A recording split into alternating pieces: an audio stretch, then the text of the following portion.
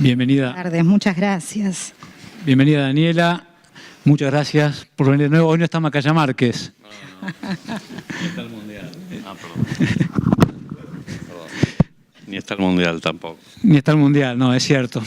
Qué tiempos aquellos. Bueno, no fue tan bien tampoco. No. Por eso, qué tiempos aquellos. Pero, bueno, la verdad es que Daniela, que la conocen muchos los que están aquí, es la especialista en temas de salud, no es mi caso, entonces se conocen bien. Pero yo quería aprovechar para preguntar algunas cuestiones de más macro quizás. Bueno, la primera es, ¿qué implicancias reales tuvo el cambio de ministerio a secretaría? Ya pasó un año, al principio fue el cimbronazo y es una pregunta que me parece relevante en términos de lo anecdótico y de lo estructural. Sí, en realidad pasó menos de un año, pero fue como vos dijiste, un cimbronazo. Pero bueno, en realidad fue una decisión que se tomó en un momento muy particular, que fue en septiembre del año pasado. Era un momento, digamos, muy revulsivo para la política y la economía del país. Y en ese momento, digamos, un poco el sentido fue concentrar la estructura decisional del gobierno en menos cabezas, más cabezas políticas. Y esa fue la razón, había que dar una señal, si querés, y esa fue la señal que se dio. En la realidad no hubo cambios sustantivos, realmente no hubo ni cambios en la gestión, ni en el presupuesto, ni en las características, ni en la autonomía y la independencia en el manejo de la gestión, digamos, técnica ni política. Hubo, por supuesto, sí, una mayor alineación con desarrollo social y un poco el sentido que se le dio en ese momento también de la fusión entre desarrollo social y salud tenía que ver con la articulación de políticas de protección social, que es cierto que nosotros estamos muy alineados. De hecho, yo venía trabajando con la ministra Stanley desde hacía mucho tiempo en muchos otros proyectos. Dicho esto, además, mi relación personal con ella siempre fue muy buena y sigue siendo excelente. Creo realmente que pasado esta turbulencia, y eso es lo que yo creo que va a ocurrir, esta decisión se va a revertir. Y pienso que salud volverá a ser ministerio. Hay esos temas que se está hablando, que ya tenemos un título, ¿eh? No. A los 5 minutos. Agárrense que... No es que se esté hablando particularmente del tema, pero me parece que es algo que va a ocurrir. Si me preguntan si salud tiene que ser un ministerio, desde ya que sí, y creo que tiene especificidades técnicas y de gestión y de planificación y estratégicas que merecen, digamos, que salud sea un ministerio. Y me parece que esa va a ser yo confío en que esa decisión se va a revertir.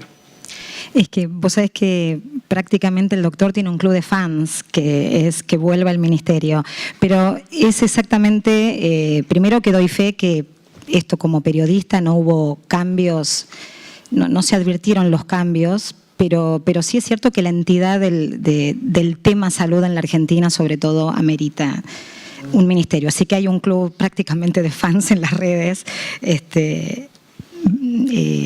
Bueno, una de las cosas que quiero destacar, y no es de chupamedia, sino para terminar y formular una pregunta, es que en esto del chiste del club de fans tiene que ver con que, vos sabés, Alex, que hace mucho tiempo que no tenemos un sanitarista de la calidad del doctor Rubinstein al frente de un ministerio, hoy Secretaría de Gobierno de la Nación. Y es muy importante, por ejemplo, a la hora de comunicar, porque todos los contextos que da el doctor Rubinstein tienen mucho que ver con su expertise y con su mirada que hace todo mucho más interesante. No sabía, Daniela, que era del club de fans. Estoy ahí ya la suscribí del primer minuto. Bueno, doctor, vamos a empezar así por cosas cotidianas. Hace poquito se conoció la última encuesta nacional de factores de riesgo.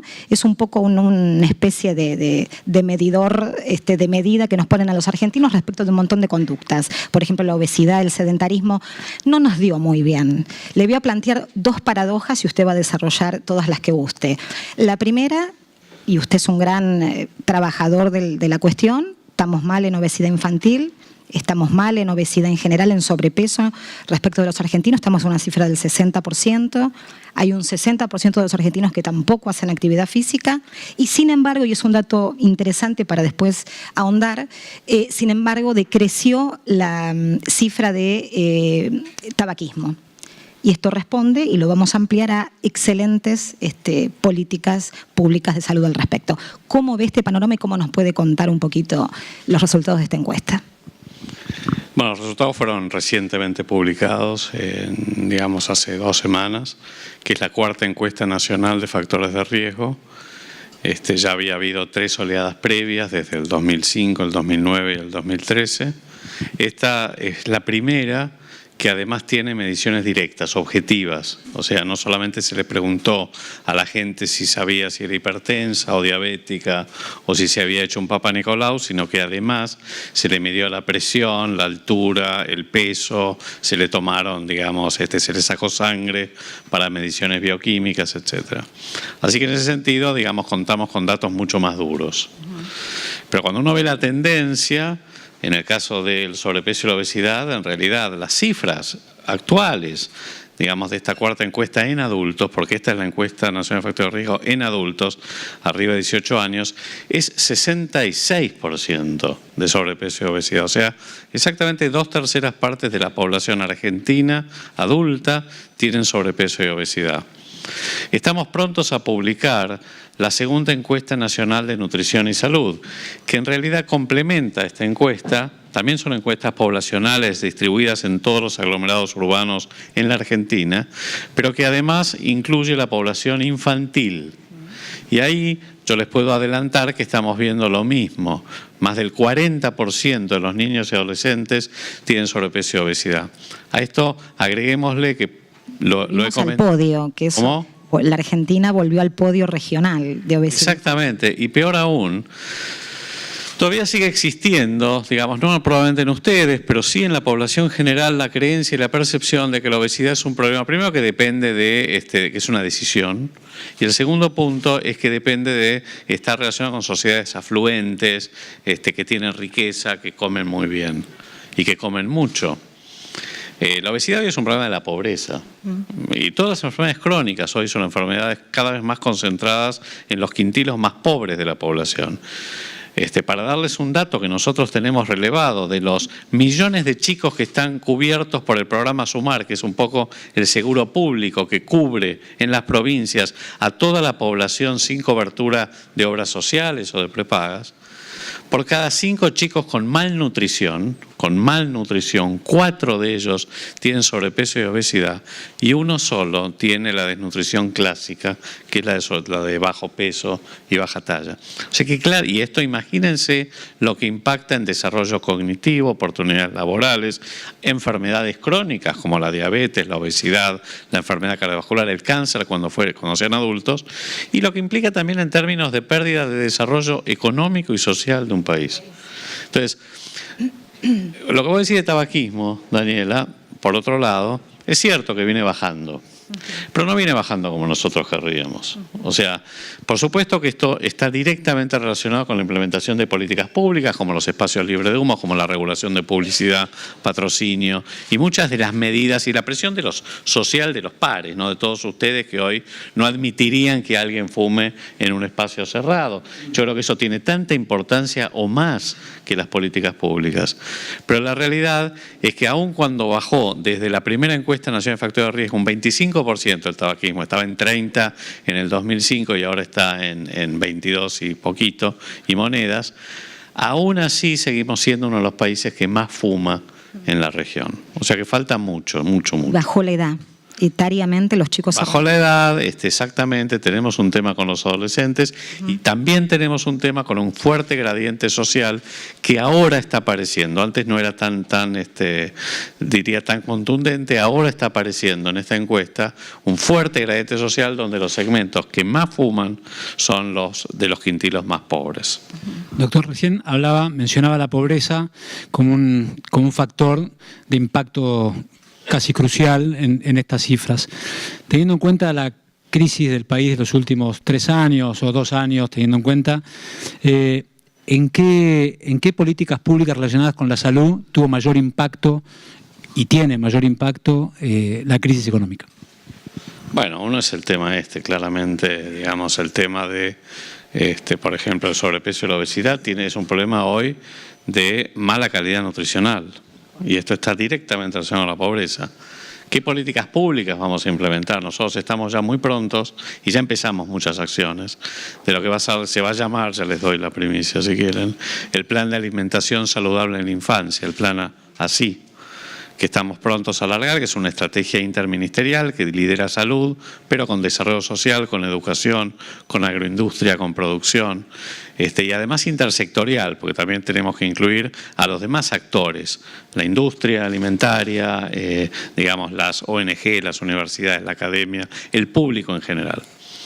Y este programa tiene, digamos, este plan tiene varios componentes que van desde la educación nutricional, con un fuerte componente en las escuelas. De hecho, nosotros firmamos una resolución hace poquitas semanas con educación para las guías y recomendaciones de lo que son los entornos escolares saludables.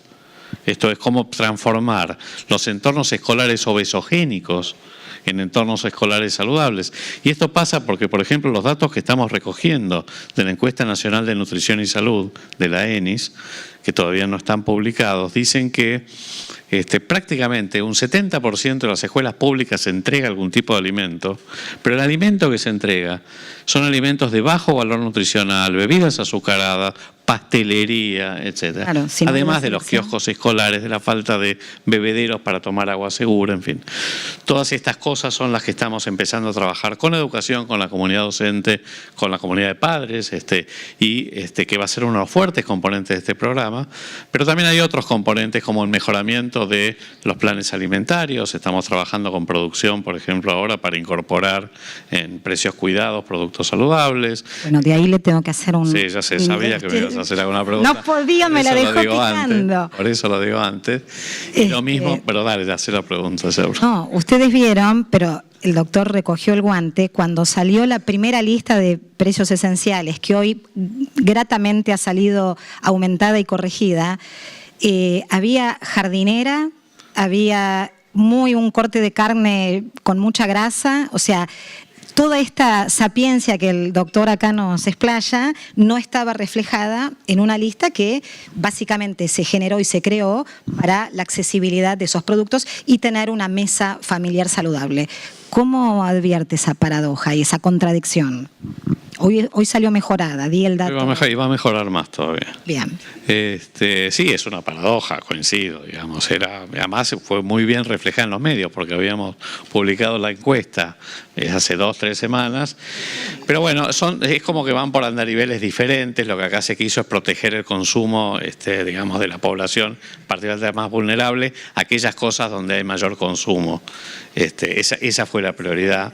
Además que fue una estrategia, después esto se lo preguntan a Nacho Werner, digamos, los detalles, pero no fue una cosa sencilla, esto fue, digamos, un proceso negociado con cada una de las empresas, con los supermercados, no fue tan sencillo. Por supuesto que nosotros, digamos, tuvimos reuniones y fuimos muy bien escuchados justamente para incorporar y tratar de hacer algún tipo de una ampliación que, digamos, incluyera productos más saludables, tanto productos envasados como la otra cosa que estamos trabajando, que es cómo mejorar el acceso a productos frescos. Bien. Y eso yo creo que estamos trabajando mucho y ojalá tengamos pronto algunas novedades de mejoramiento del acceso a frutas, hortalizas, verduras, carnes, digamos, en el mercado central, en las ferias barriales, en el mercado en tu barrio, que es una estrategia también del gobierno, que permitan un acceso a precios, o sea, que haya mayor disponibilidad y asequibilidad, o sea, precios... Y la idea del producto fresco. Exactamente, el producto fresco, que es también el tema, ¿no? Le tiro 2 cortitas, doctor, hay temáticas de la salud que impactan fuerte en la sociedad argentina y global, por supuesto. Vuelven enfermedades erradicadas, sarampión, rubiola, y crece, vamos a vincularlo, una especie de llamados los movimientos antivacunas, quienes hace mucho que escribimos sobre salud, hay algunas banderas que yo ya me enrolé y me embanderé, señalo negativamente el movimiento antivacunas, me parece que la vacuna es un acto individual, usted es un gran predicador del concepto, y no, es un acto social y no individual. ¿Cómo ve este fenómeno? ¿Qué le decimos a la sociedad frente a esta situación que es grave?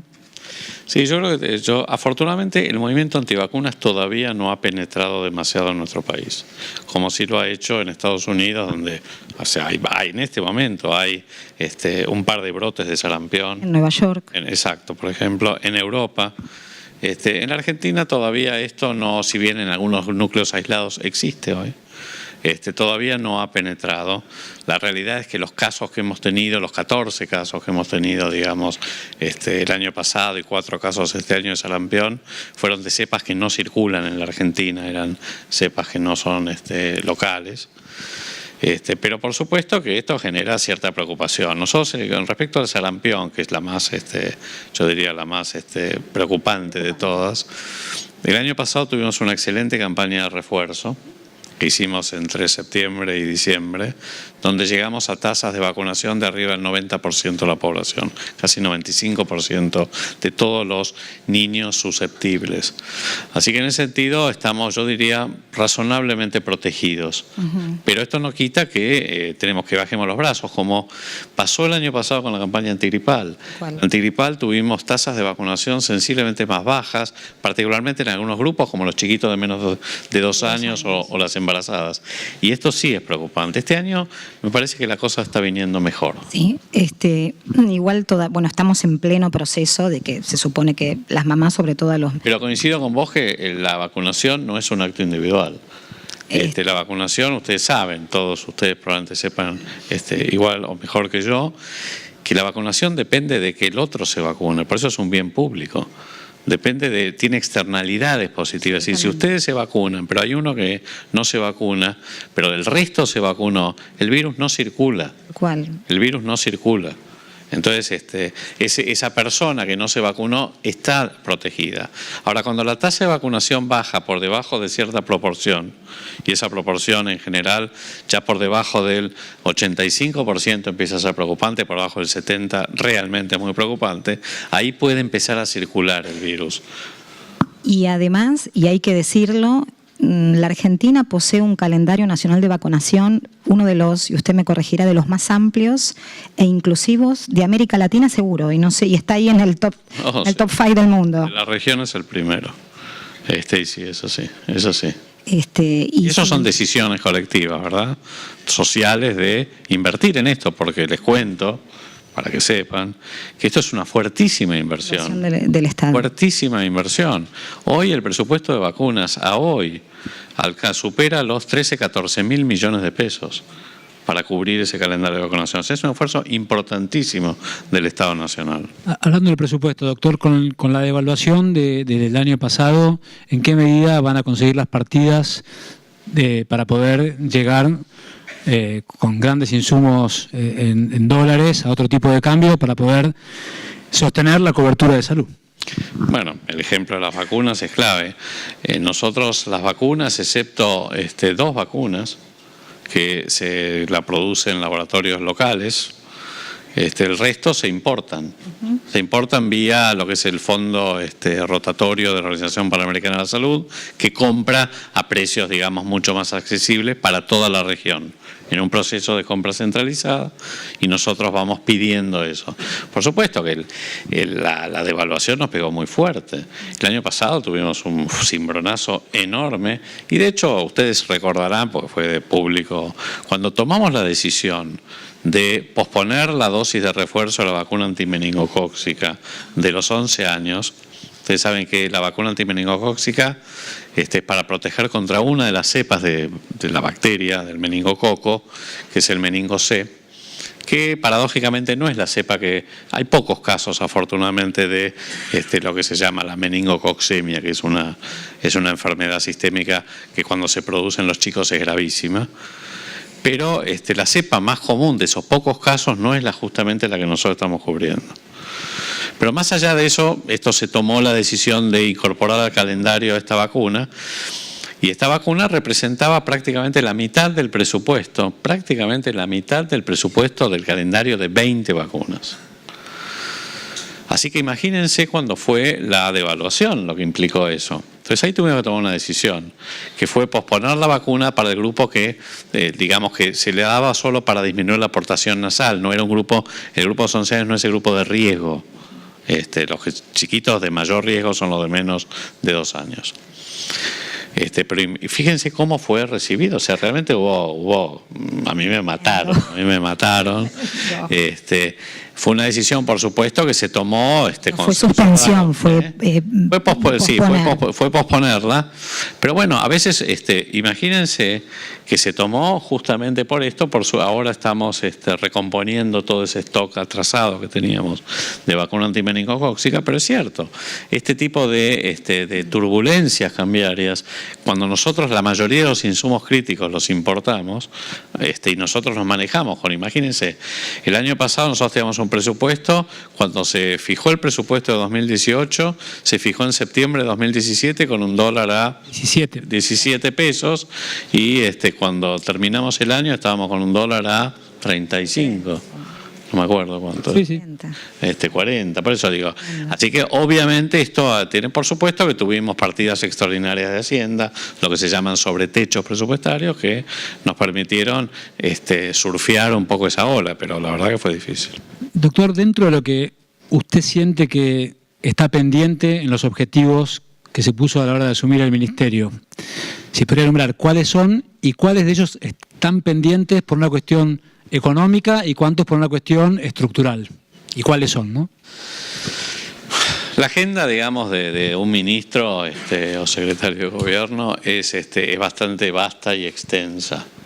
Y uno a veces, yo siempre digo, uno a veces se fija sobre todo planteos estratégicos y líneas estratégicas, pero eso no puede soslayar que uno tiene que lidiar con la diaria todo el día, por ejemplo, con el tema de los insumos y de si alcanza el presupuesto y de si no se le dispara el dólar, entonces tiene las partidas suficientes para poder comprar los medicamentos, las vacunas o los insumos que sean. Pero yo me planteé básicamente 3 grandes líneas estratégicas cuando asumí. La primera era ampliar la cobertura efectiva. O sea, existe una estrategia consagrada mundialmente, que es la cobertura universal de salud, que conceptualmente quiere decir, y cada país la tiene que implementar a su manera, en su contexto, en su cultura y con su sistema de salud, en asegurar los servicios necesarios de salud a toda la población con la máxima protección financiera. Eso quiere decir cobertura universal. En la Argentina existe cobertura nominal, porque en realidad toda la población tiene derecho a recibir atención en los establecimientos públicos, pero esta atención nominal no necesariamente garantiza calidad y no garantiza equidad o efectividad. La realidad es que además existe una fuerte disparidad no sanitaria entre provincias ricas, provincias pobres, obras sociales ricas, obras sociales pobres, trabajadores formales, trabajadores informales. Entonces, un poco la estrategia era ampliar la cobertura efectiva, salir de lo aspiracional, de decir yo quiero cubrir todo y nosotros cubrimos todo cuando eso sabemos que no es cierto, y pasar a la cobertura efectiva, que es un baño de realidad con los recursos que disponemos. Y en este sentido el objetivo era cerrar brechas de inequidad. En ese sentido, esa es la primera gran estrategia. Hemos avanzado. Por supuesto que esto requiere, requiere que volvamos a hacer, a ganar, o sea, que ganemos las elecciones, volvamos a ganar, sigamos, así que voten. Pero esto requiere más tiempo, claramente requiere más tiempo. Pero también hemos avanzado. Nosotros en este momento, 22 de las 24 provincias acordaron con nosotros un marco formal de implementación de esta cobertura efectiva, y en 14 ya estamos con proyectos pilotos en áreas, digamos, definidas, geográficas, donde estamos implementando la estrategia de cobertura territorial con equipos de salud familiar, de cobertura digital, con historia clínica electrónica, y esto asegura continuidad de cuidados y mejoramiento de calidad, y con líneas priorizadas de cuidado, sobre todo orientadas también a complementar con enfermedades crónicas, cáncer, enfermedad cardiovascular, infarto, etc. Y ahí estamos avanzando. Yo quisiera dejar a fin de año, cuando termino mi gestión, digamos, sentados las bases y los cimientos de estos proyectos para que quien siga los pueda continuar y expandir y escalar. Esa es la primera. La segunda tiene que ver con todo lo que se refiere a política de medicamentos y de, yo diría, la política de accesibilidad y de cobertura y de políticas de cobertura de nuevas tecnologías. Ahí, por un lado, nosotros hemos implementado algunas proyectos innovadores que tienen que ver con las compras centralizadas, donde el Ministerio de Salud, junto a otros actores públicos, en este caso Obras Sociales, PAMI, etcétera, estamos consiguiendo, digamos, compras de drogas oncológicas o de medicamentos de alto precio, digamos, en unas estrategias mucho más transparentes que permitan mejorar la posición negociadora del Estado. Sobre todo para mejorar el acceso. Por ejemplo, terminamos hace muy poquito la compra centralizada de 25 drogas oncológicas con PAMI y otras obras sociales, y realmente conseguimos ahorros sustantivos, en este caso ahorros con respecto a los precios que pagábamos antes, de 1.300 millones de pesos, pero además expandimos mucho la cobertura. Hago un paréntesis, ¿cómo es la atención con los laboratorios en este cambio de regla del juego? Mira, la verdad es que fíjate que en este último proceso se presentaron 17 laboratorios nacionales y extranjeros, fue muy transparente. Yo creo que en todo el mundo estas reglas de juego existen. Seamos honestos, esto existe en los países desarrollados, no somos Cuba o China. Pero ofrecieron resistencia al principio. Al principio ofrecieron resistencia porque todo cambio de reglas de juego implica reposicionamientos de todos los actores. Pero la realidad es que, de nuevo, no estamos reinventando, digamos, no estamos inventando nada y reinventando la rueda. Estamos adaptando políticas de regulación que existen en todos los países de OCDE, por ejemplo. Todos. O sea, no estamos haciendo nada raro. Lo que pasa es que en la Argentina no había ningún tipo de regulación. Y hay digamos, en el caso de los actores públicos muy segmentados, muy fragmentados. Esto es simplemente tratar de aumentar el poder de negociación. Y optimizar. Interrumpimos, que queda un tercer punto en la agenda. Y el tercero, bueno, el segundo dentro de esta agenda es la creación de la Agencia Nacional de Evaluación de Tecnologías Sanitarias. Está ahí, por supuesto, de idas y vueltas, pero yo creo que esta vez soy más optimista. Yo creo que hay ya una voluntad política enorme del gobierno, del presidente, de todos los actores del sector, ustedes, me imagino, en general, tanto de los financiadores, de la industria, por supuesto, de los estados, digamos, de avanzar en una, digamos, explicitación más clara de las políticas de cobertura de nuevas tecnologías, de comenzar a definir de manera racional qué es lo que vamos a subsidiar, cómo lo vamos a subsidiar, a quiénes le vamos a subsidiar, a qué precio. Bueno, todas estas cosas se tienen que discutir en un marco deliberativo más formal. Y yo creo que eso es la agencia, está en el Senado. Yo soy razonablemente optimista de que vamos a ver la luz antes del fin de la gestión. Y la tercera es la prevención y control de enfermedades crónicas, y en este caso con foco en la prevención y control de la obesidad infantil, que es un poco, yo diría, pensando en la agenda del futuro del país.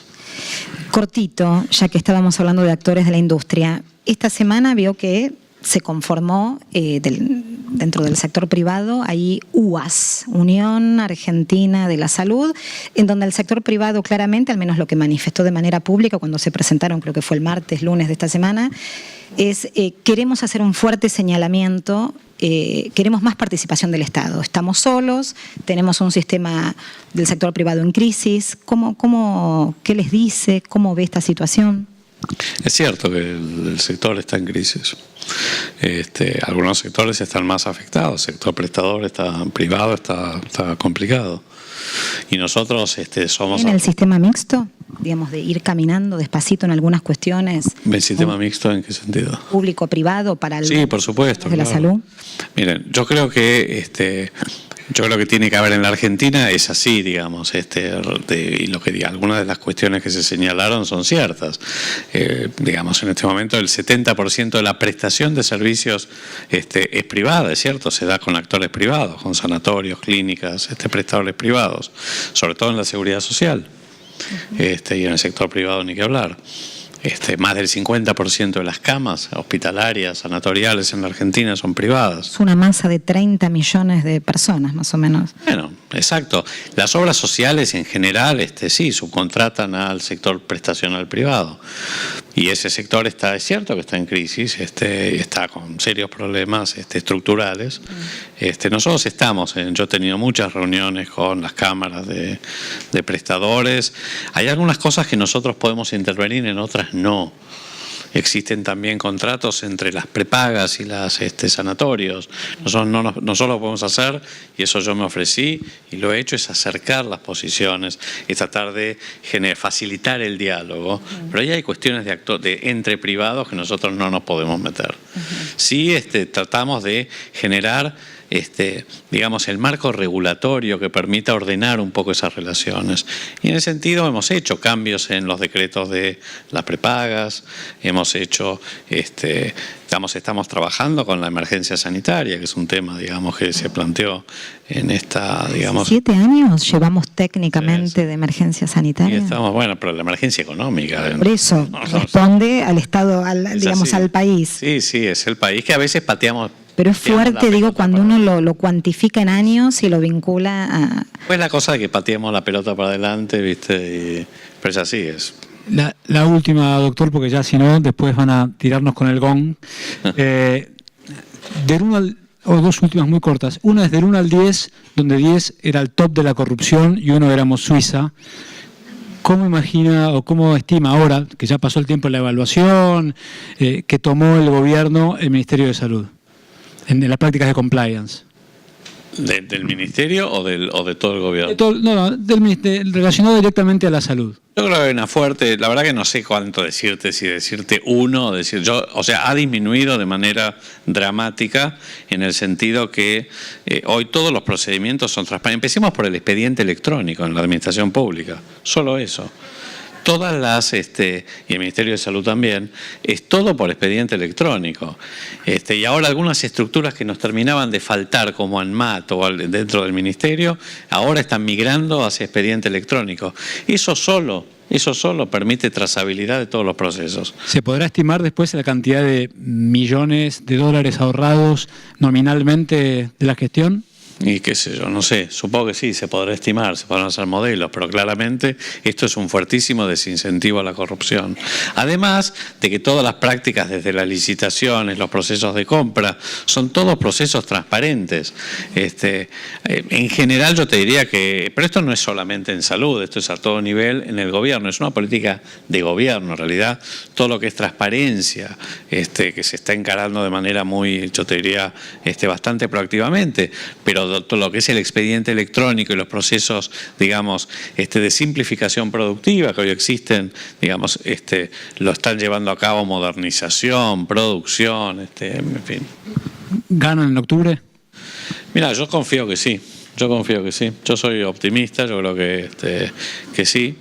Y espero que, porque yo creo también, y lo digo así, reflexionando un poco, la verdad que yo creo que fueron años difíciles. Yo en realidad comencé mi gestión como secretario a principios del 17, o sea que yo un año no estuve, pero realmente creo que tal vez se haya subestimado la gravedad de lo que estaba pasando en el país, que a veces no es algo tan tangible, tan manifiesto, digamos, porque la situación uno dice, bueno, pero si acá no pasaba en realidad nada, no había tanta desocupación, el dólar estaba, el cepo funcionaba, el dólar estaba quieto, el default parecía que no afectaba, no importaba que no tuviéramos acceso a otros mercados, pero la realidad es que, digamos, se destapó una olla.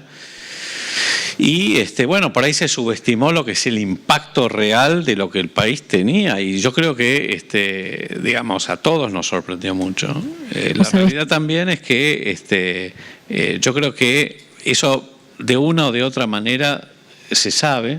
Yo estoy convencido de que hay un cambio cultural muy profundo en la Argentina, y más allá de la crisis económica, que es algo innegable, me parece que la gente sabe que, digamos, que esto necesitaba un proceso de reparación, yo diría reparación institucional, ni siquiera reparación económica, necesario. Y yo creo que el próximo gestión, seguro que la de salud, si sigo yo, va a ser muy buena. Si sigue, lo esperamos el año que viene. Bueno, ya nos adelantamos al titular y le agradecemos al ministro su presencia. Muchísimas gracias. Alex, doctor.